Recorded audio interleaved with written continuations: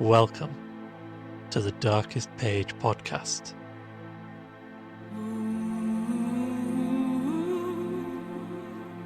Tonight's tale is the Tractate Middoth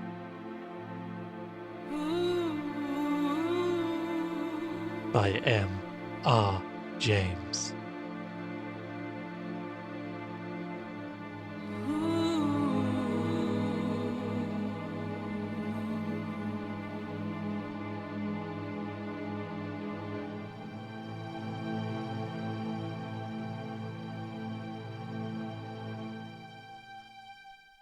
Towards the end of an autumn afternoon, an elderly man with a thin face and grey Piccadilly weepers pushed open the swing door leading into the vestibule of a certain famous library, and, addressing himself to an attendant, stated that he believed he was entitled to use the library, and inquired if he might take a book out. Yes, if he were on the list of those to whom that privilege was given. He produced his card, Mr. John Eldred, and, the register being consulted, a favourable answer was given. "Now, another point," said he. "It is a long time since I was here, and I do not know my way about your building. Besides, it is near closing time, and it is bad for me to hurry up and downstairs. I have here the title of the book I want. Is there anyone at liberty who could go and find it for me?" After a moment's thought, the doorkeeper beckoned to a young man who was passing. "Mr. Garrett," he said, "have you a minute to assist this gentleman?" "With pleasure," was Mr. Garrett's answer. The slip with the title was handed to him. "I think I can put my hand on this. It happens to be in the class I inspected last quarter, but I'll just go and look it up in the catalogue to make sure. I suppose it is that particular edition that you require, sir?" "Yes, if you please. That and no other," said Mr. Eldred. "I am exceedingly obliged to you." "Don't mention it, I beg, sir," said Mr. Garrett, and hurried off. "I thought so," he said to himself when his finger, travelling down the pages of the catalogue, stopped at a particular entry. "Talmud, Tractate Middoth, with the commentary of Nachmanides, Amsterdam, 1707. 11.3.34, Hebrew class, of course. Not a very difficult job, this." Mr. Eldred, accommodated with a chair in the vestibule, awaited anxiously the return of his messenger, and his disappointment at seeing an empty-handed Mr. Garrett running down the staircase was very evident. "I'm sorry to disappoint you, sir," said the young man, "but the book is out." Oh dear," said Mr. Eldred. "Is that so? You are sure there can be no mistake?" "I don't think there is much chance of it, sir, but it is possible, if you like to wait a minute, that you might meet the very gentleman that's got it. He must be leaving the library soon, and I think I saw him take the particular book out of the shelf." "Indeed? You didn't recognise him, I suppose? Would it be one of the professors or one of the students?" "I don't think so. Certainly not a professor. I should have known him, but the light isn't very good in that part of the library at this time of day, and I didn't see his face. I should have said he was a shortish old gentleman, perhaps a clergyman, in a cloak. If you could wait, I could easily find out whether he wants the book very particularly." No, said Mr. Eldred. "I won't. I can't wait now. Thank you. No, I must be off. But I'll call you again tomorrow if I may, and perhaps you could find out who has it?" "Certainly, sir, and I'll have the book ready for you if we—" But Mr. Eldred was already off, and hurrying more than one would have thought wholesome for him. Garrett had a few moments to spare, and, thought he, "I'll go back to that case and see if I can find the old man. Most likely he could have put off using the book for a few days. I dare say the other one doesn't want to keep it for long." So off with him to the Hebrew class. But when he got there it was unoccupied, and the volume marked 11.3.34 was in its place on the shelf.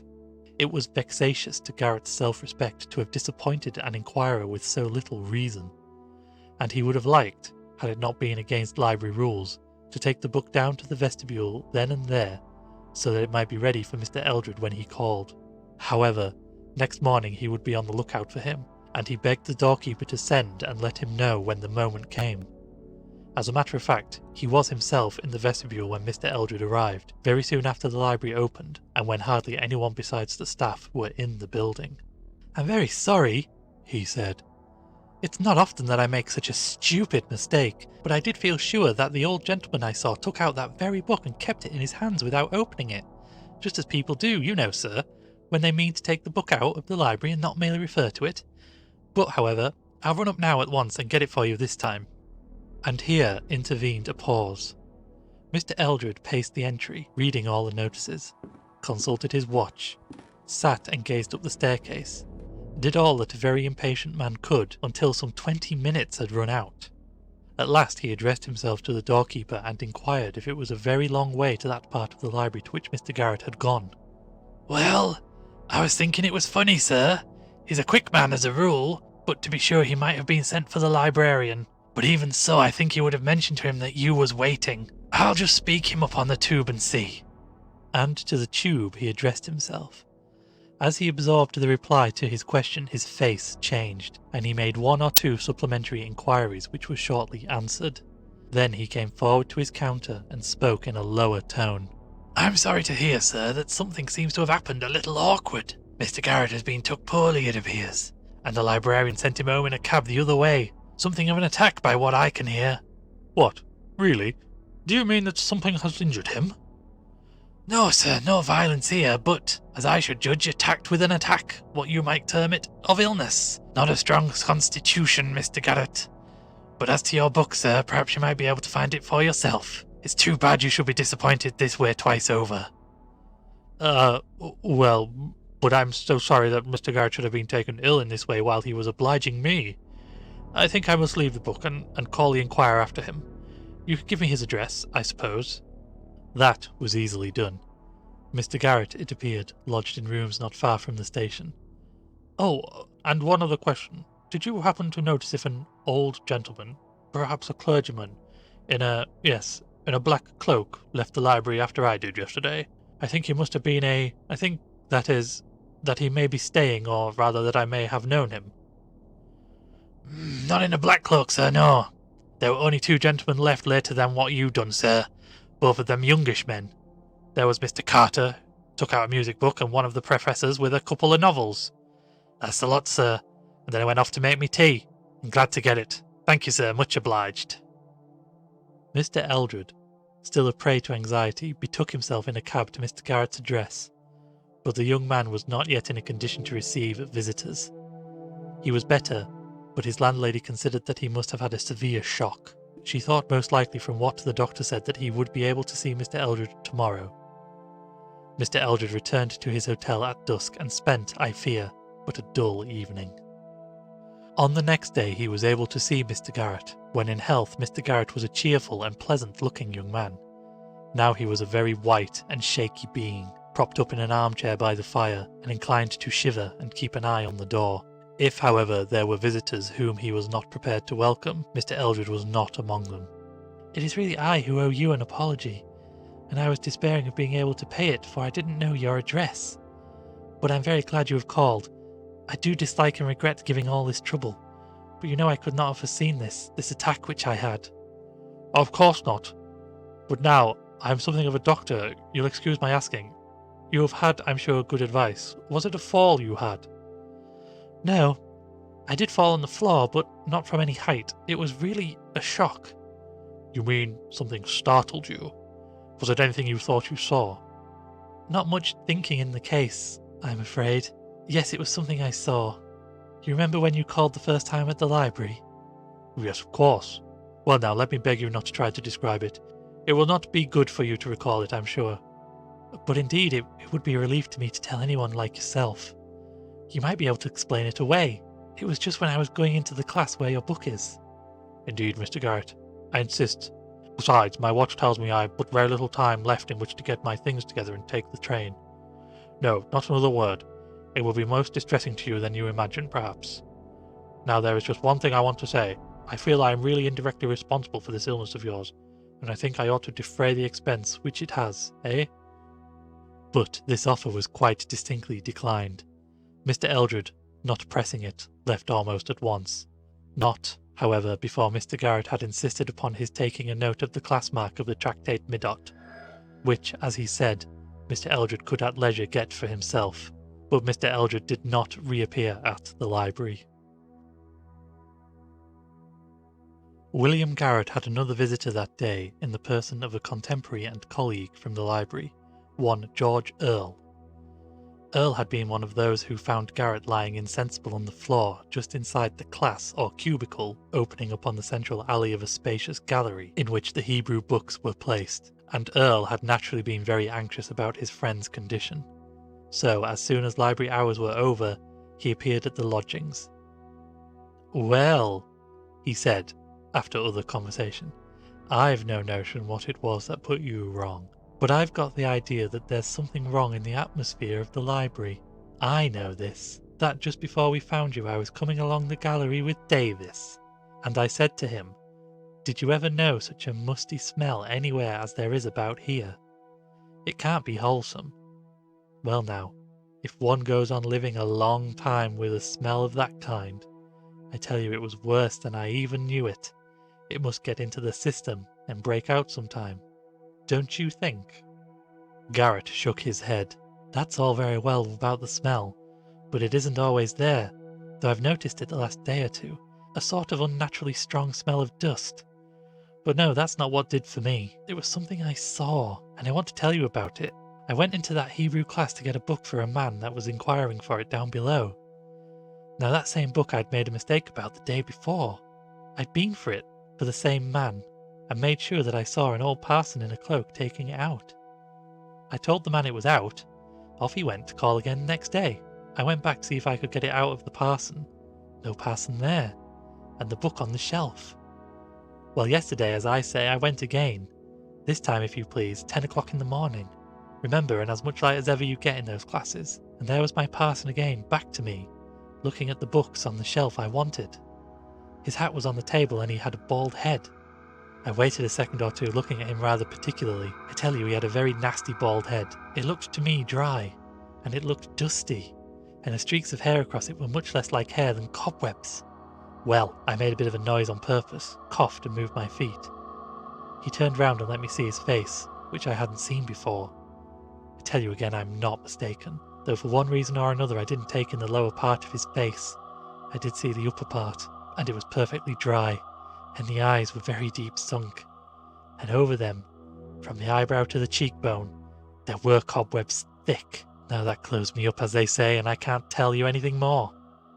What explanations were furnished by Earle of this phenomena it does not very much concern us to inquire. At all events, they did not convince Garrett that he had not seen what he had seen. Before William Garrett returned to work at the library, the librarian insisted upon his taking a week's rest and change of air.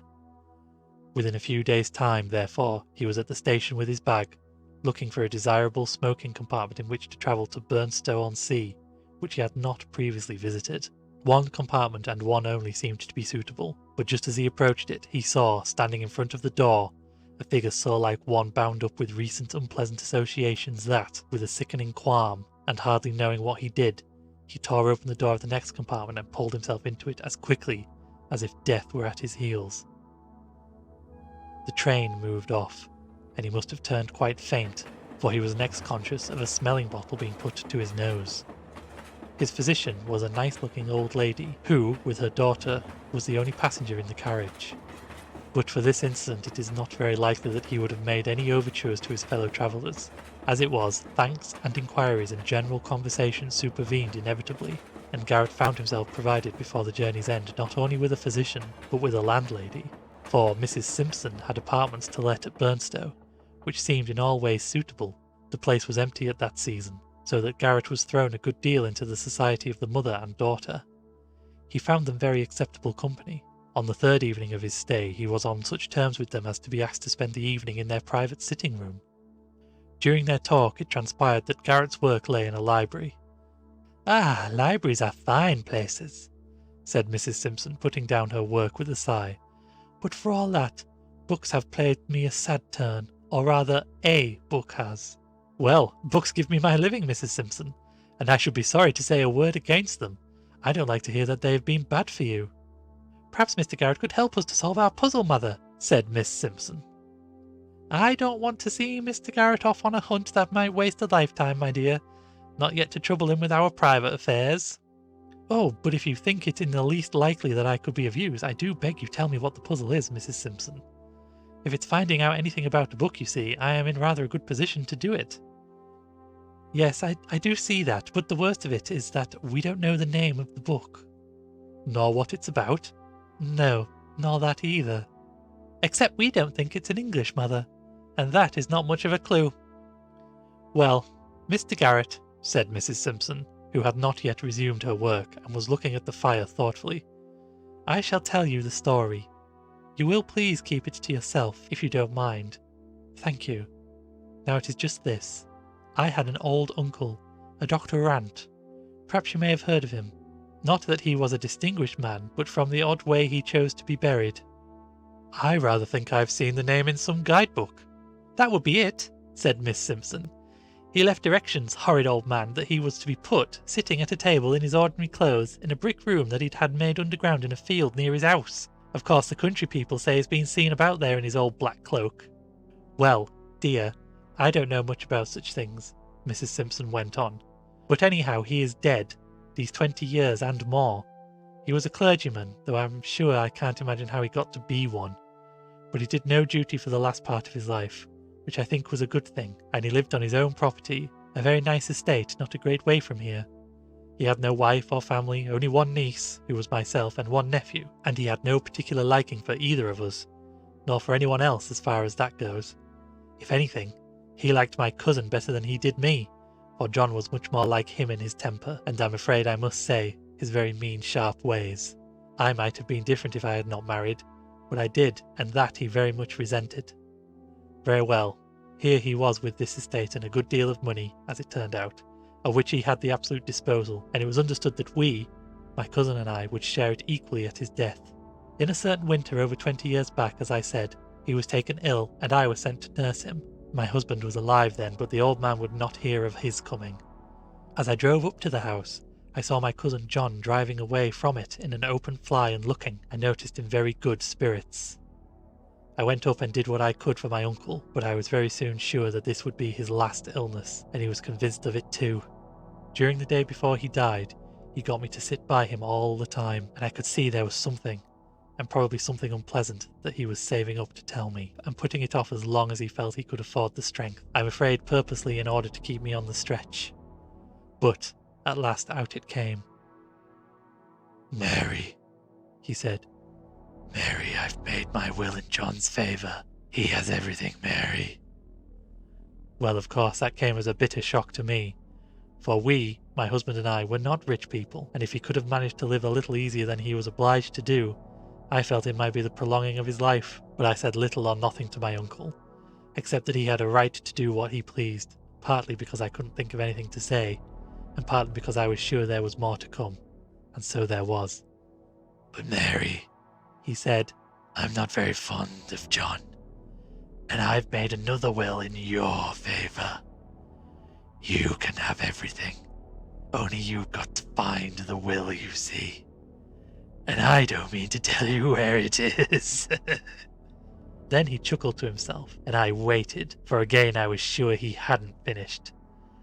"That's a good girl," he said after a time. "You wait, and I'll tell you as much as I told John.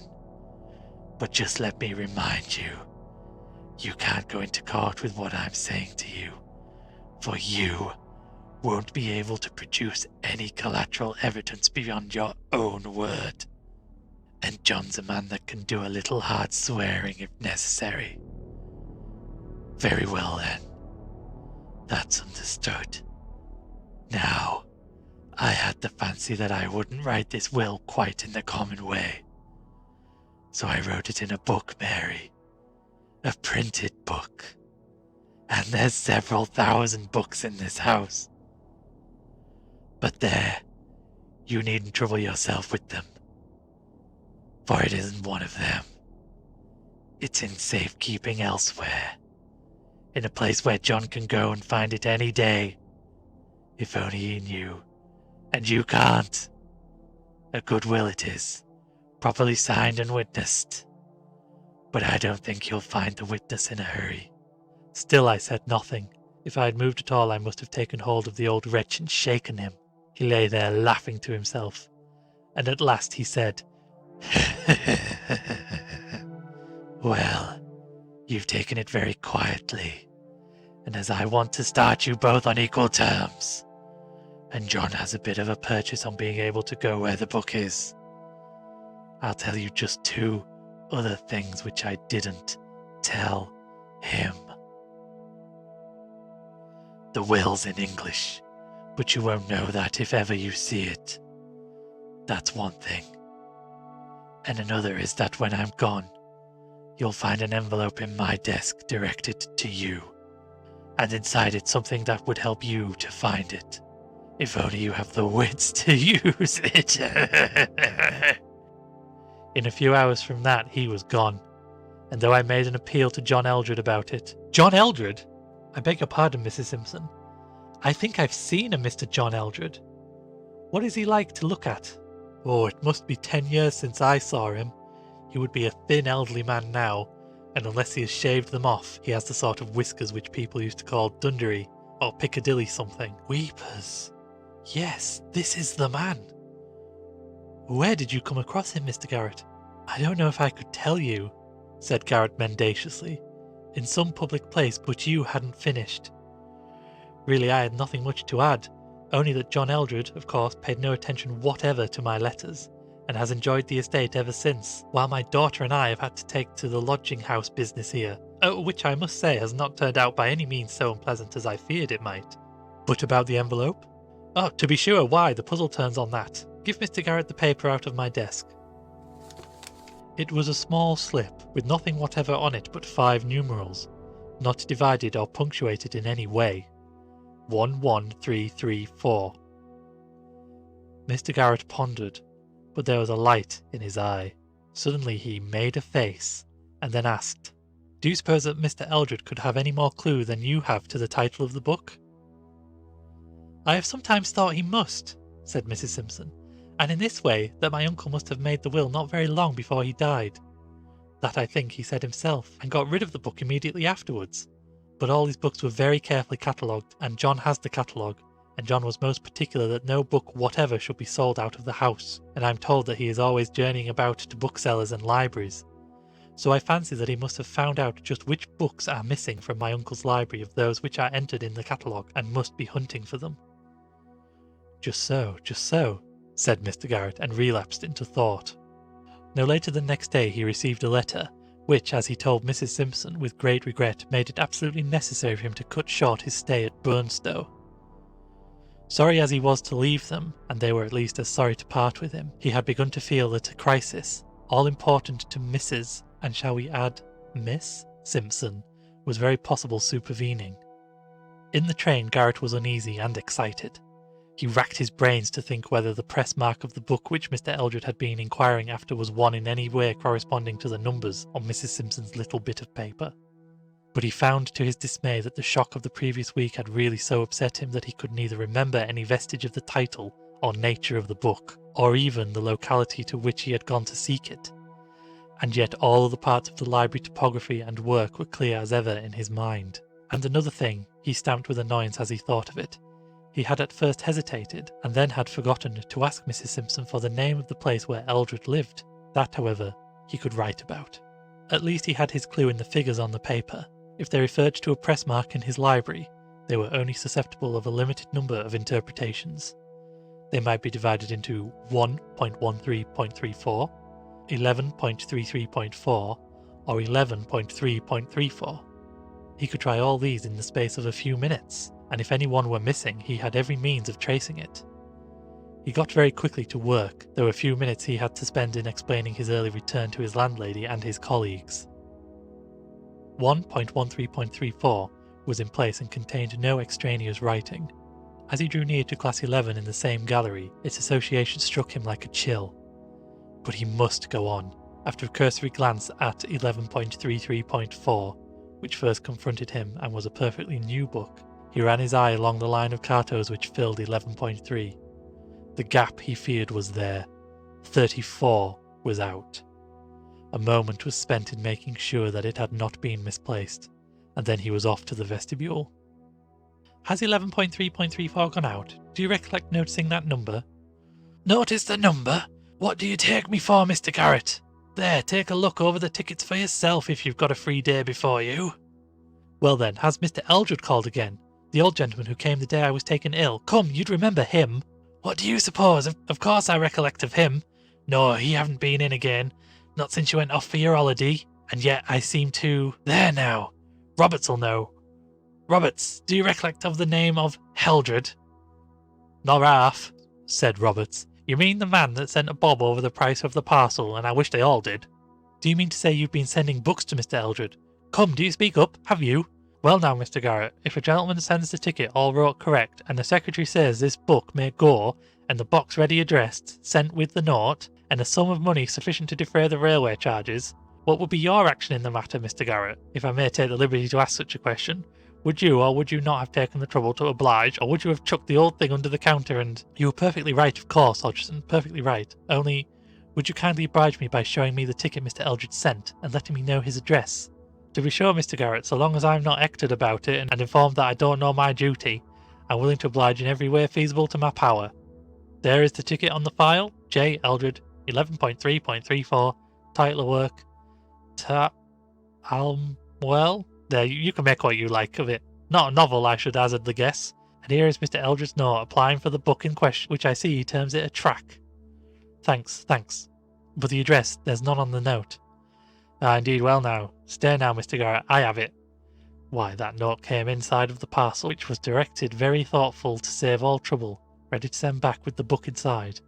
And if I have made any mistake in this whole transaction, it lays just in the one point that I neglected to enter the address in my little book here which I keep. Not but what I dare say there was good reasons for me not entering of it, but there, I haven't the time, neither of you, I dare say, to go into 'em just now. And no, Mr. Garrett, I do not carry it in my head, else what would be the use of me keeping this little book here? Just an ordinary common notebook, you see, which I make a practice of entering all such names and addresses in it as I see fit to do. Admirable arrangement, to be sure, but... All right, thank you. When did the parcel go off? 10:30 this morning. Oh good, and it's just 1 now. Garrett went upstairs in deep thought. How was he to get the address? A telegram to Mrs. Simpson? He might miss the train waiting for the answer. Yes, there was one other way. She had said that Eldred lived on his uncle's estate. If this was so, he might find that place entered into the donation book. That he could run through quickly now that he knew the title of the book. The register was soon before him, and, knowing that the old man had died more than 20 years ago, he gave him a good margin, and turned back to 1870. There was but one entry possible. 1875, August 14th, Talmud, Tractus Middoth cum com, A. Nachmanadi, Amstelod, 1707, given by J. Rand, D.D., of Bretfield Manor. A gazette showed Bretfield to be 3 miles from a small station on the main line. Now, to ask the doorkeeper whether he recollected if the name on the parcel had been anything like Bretfield. No, nothing like... It was, now you mention it, Mr. Garrett, either Bredfield or Britfield, but nothing like the other name you quoted. So far well. Next the timetable. The train could be got in 20 minutes, taking 2 hours over the journey. The only chance but one not to be missed, and the train was taken. If he had been fidgety on the journey up, he was almost distracted on the journey down. If he found Eldred, what could he say? That it had been discovered that the book was a rarity and must be recalled? An obvious untruth. Or that it was believed to contain important manuscript notes? Eldred would of course show him the book, from which the leaf would already have been removed. He might perhaps find traces of the removal, a torn edge of a fly-leaf probably, and who could disprove what Eldred was certain to say, that he too had noticed and regretted the mutilation. Although the chase seemed very hopeless, the one chance was this. The book had left the library at 10:30. It might not have been put into the first possible train at 11:20. Granted that, then he might be lucky enough to arrive simultaneously with it and patch up some story which would induce Eldred to give it up. It was drawing towards evening when he got out upon the platform of his station, and like most country stations, this one seemed unnaturally quiet. He waited about till the 1 or 2 passengers who got out with him had drifted off, and then inquired of the station master whether Mr. Eldred was in the neighbourhood. Yes, and pretty near too, I believe. I fancy he means calling here for a parcel he expects. Called for it once today already, didn't he, Bob? To the porter. Yes, sir, he did, and appeared to think it was all along of me that he didn't come by the 2 o'clock. Anyhow, I've got it for him now. And the porter flourished a square parcel, which a glance assured Garrett contained all that was of any importance to him at that particular moment. Bretfield, sir? Yes, 3 miles just about. Shortcut across these 3 fields brings it down by half a mile. There, that's Mr. Eldred's trap. A dog cart drove up with 2 men in it, of whom Garrett, gazing back as he crossed the little station yard, easily recognised one. The fact that Eldred was driving was slightly in his favour, for most likely he would not open the parcel in the presence of his servant. On the other hand, he would get home quickly, and unless Garrett was there within a very few minutes of his arrival, all would be over. He must hurry, and that he did. His shortcut took him along one side of a triangle, while the cart had 2 sides to traverse, and it was delayed a little at the station, so that Garrett was in the third of the 3 fields when he heard the wheels fairly near. He had made the best progress possible, but the pace at which the cart was coming made him despair. At this rate it must reach home 10 minutes before him, and 10 minutes would be more than suffice for the fulfilment of Mr. Eldred's project. It was just at this time that the luck fairly turned. The evening was still and sounds came clearly. Seldom has any sound given greater relief than that which he now heard, that of the cart pulling up. A few words were exchanged, and it drove on. Garrett, halting in the utmost anxiety, was able to see as it drove past the stile near which he now stood, that it contained only the servant, and not Eldred.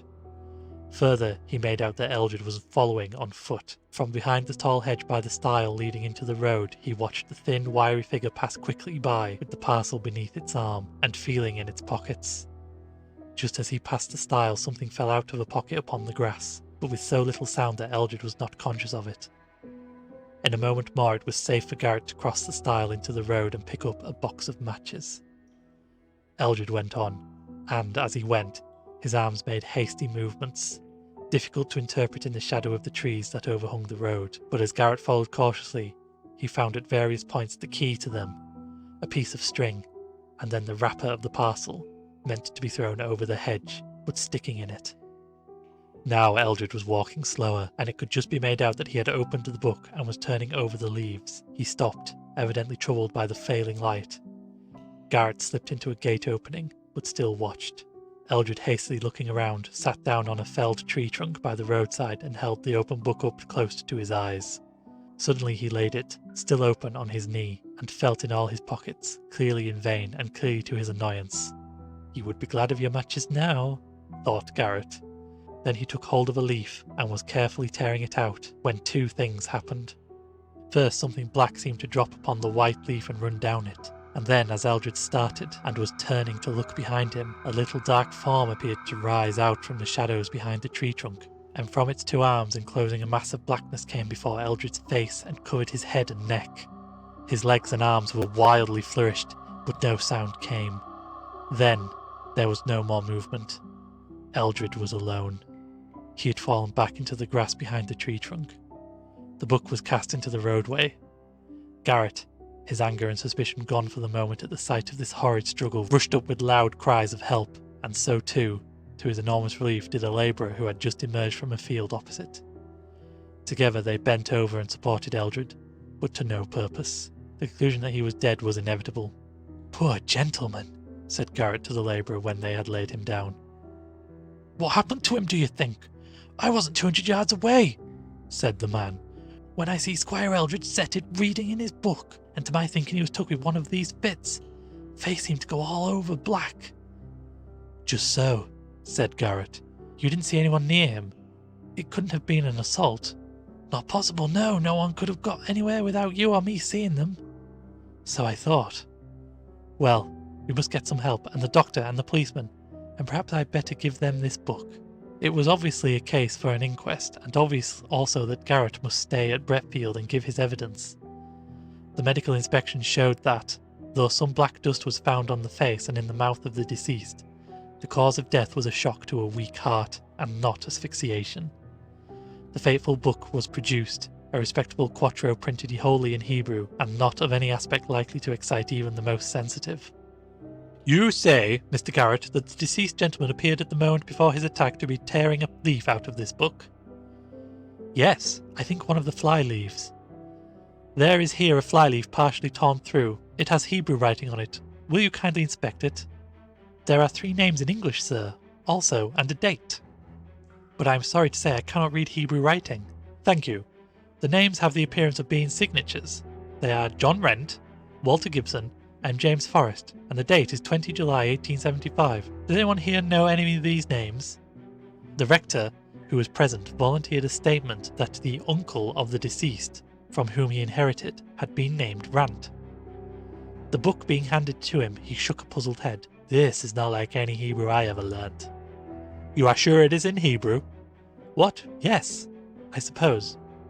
No, my dear sir, you are perfectly right. That is, your suggestion is exactly to the point. Of course, it is not Hebrew at all.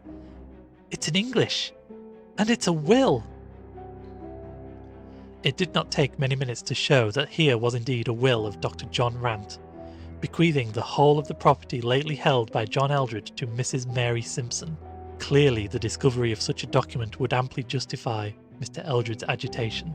As to the partial tearing of the leaf, the coroner pointed out that no useful purpose could be attained by speculations whose correctness it would never be possible to establish. The Tractate Middoth was naturally taken in charge by the coroner for further investigation, and Mr. Garrett explained privately to him the history of it, and the position of events so far as he knew or guessed them. He returned to his work next day, and on his walk to the station passed the scene of Mr. Eldred's catastrophe. He could hardly leave it without another look, though the recollection of what he had seen there made him shiver, even on that bright morning. He walked round with some misgivings, beheld the felled tree. Something dark that still lay there made him start back for a moment, but it hardly stirred. Looking closer, he saw that it was a thick black mass of cobwebs, and as he stirred it gingerly with his stick, several large spiders ran out of it into the grass. There is no great difficulty in imagining the steps by which William Garrett, from being an assistant in a great library, attained to his present position of prospective owner of Bretfield Manor, now in the occupation of his mother-in-law, Mrs. Mary Simpson.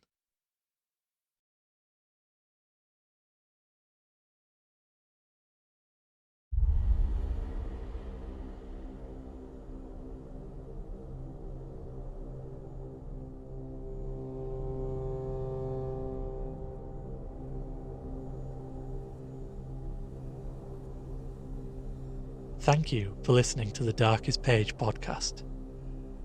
I have been your host, and I wish you pleasant dreams.